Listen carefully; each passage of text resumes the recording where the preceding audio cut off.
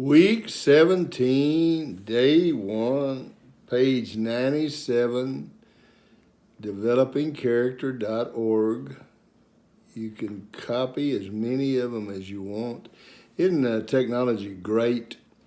We're in the middle of a COVID virus, and we can broadcast and video character lessons to anyone that wants them. Eventually, on the developingcharacter.org webpage, you're going to have all 36 weeks of these videos that you can look at and use if you so choose.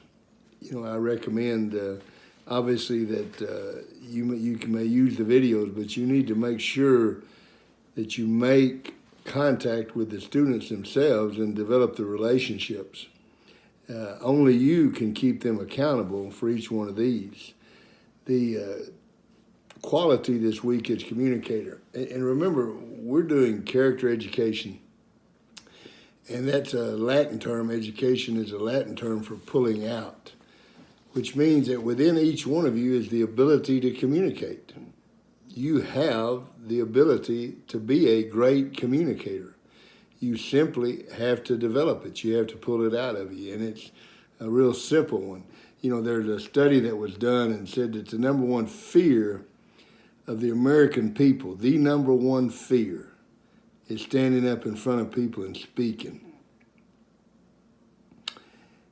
Number two is death. So logically, what that would mean is you'd rather be the one in the coffin than the one giving the eulogy. You know, obviously it's not true, but you can become a great communicator. There's no doubt about it. The definition of a communicator is a person who listens and understands what's heard before speaking, one who's willing to share his idea with others. You know, I had a class in college in one of my graduate courses, and first night we went in there, we had a new instructor. Of course, none of us knew him, and he didn't know any of us in there. I think there were 9 of us in this graduate class. And he gave each one of us several sheets of paper, and they had clues on them. And he said, now, when you finish, you're through when you can tell me who killed this person, how they killed them, and why they killed them. And as soon as you get that mystery figured out, you're through. You can go home. It was a 6 to 9 o'clock class. So, boy, we got started, and we were jamming. And we'd been there about an hour and a half. We got nothing done. And we said, Dr. Dunwell, can we take a break? No. Go until you finish. It's right there in front of you. All you got to do is finish. Okay. So we kept going. And about 8 or 8:15, we finally just gave up, and we just started visiting back and forth. And about 8:30 or 8:45, Dr. Dunwell said, okay, one of you has a clue that you need to share right now. And so we had with this one person that had been real quiet, and you just kind of decide that that's his personality. And he says, do not give your clues to anyone. Only give a clue if you specifically are asked what clue you have. He gave us the 3 clues that he had. We solved it in 10 minutes. That might have been the best lesson we learned, because as Dr. Dunwell told us, he said, that's the key. You see, everybody in this class has an idea. And sometimes you're a little bit hesitant to give us your idea, but it may be the one that unlocks it for everybody else. So you cannot sit in this class and not give us your ideas. You have to learn to communicate in this class. Well, it's true with everybody in this class. if you don't give us your ideas, we don't learn nearly as much. You have to learn to communicate. Share your ideas. You've got great ideas. You just have to share them. The quote here is, communicating is less about speaking than listening. This quote is from probably a Hall of Fame basketball coach named Rick Pitino, who won several national championships, coached in the NBA, is truly a great basketball coach. And Pitino wrote a book. And in this book, if you read the book, Pitino talks about when he first went to, I think it was Louisville or Kentucky, one of those schools, he would go to recruit some great basketball player. And he would get there, and he and an assistant coach would be there, and he would give the best 20-minute speech on that university that you could ever believe. What their strengths were, how great they were going to be, everything that you could imagine.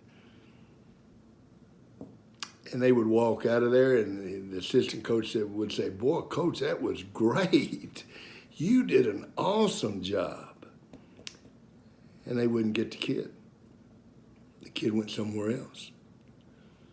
And Pitino said he started listening instead of speaking.